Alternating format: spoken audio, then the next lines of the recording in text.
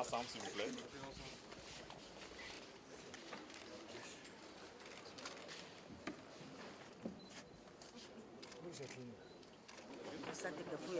Venez, évitez des problèmes. Venez, la famille là, venez. La famille.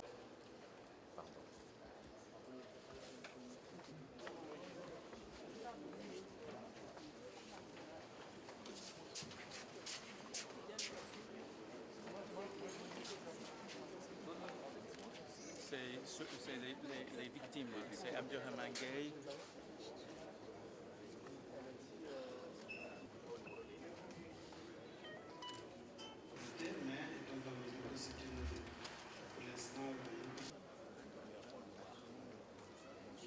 Établir sa compétence sur les crimes de torture.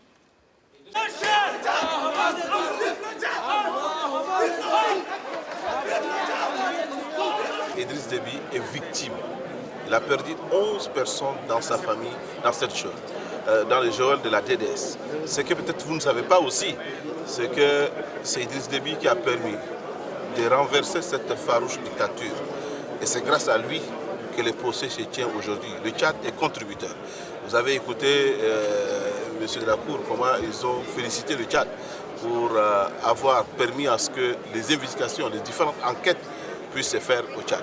La justice, elle doit être sereine, elle doit être équitable, et donc c'est tout à l'honneur des victimes, parce que ce n'est pas un acharnement juridique, ce n'est pas une question de vengeance, et ce qui est important, c'est que Hissène Habré n'a pas accordé aux nombreuses personnes qui étaient en détention et d'autres qui sont portées disparues ou exécutées de manière extrajudiciaire, notamment l'absence de procès équitable, ni même les simulacres de procès.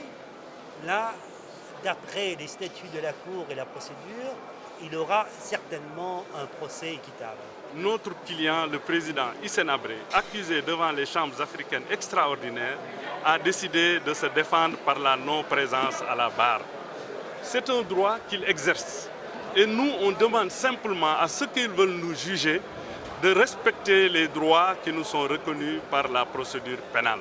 Le président lui-même, à l'audience d'interrogatoire d'identité du président Hissène Habré, a constaté que Hissène Habré avait constitué des avocats qui étaient présents devant lui. Et donc, je pense qu'à partir de ce moment, on ne peut plus parler de commission d'office.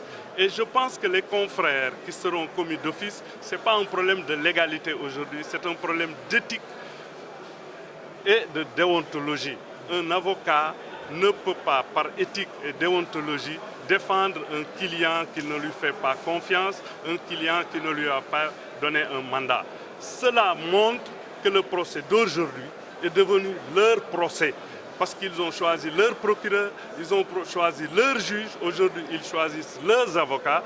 Donc c'est leur procès, ce n'est plus le procès de Hissène Habré et de ses avocats.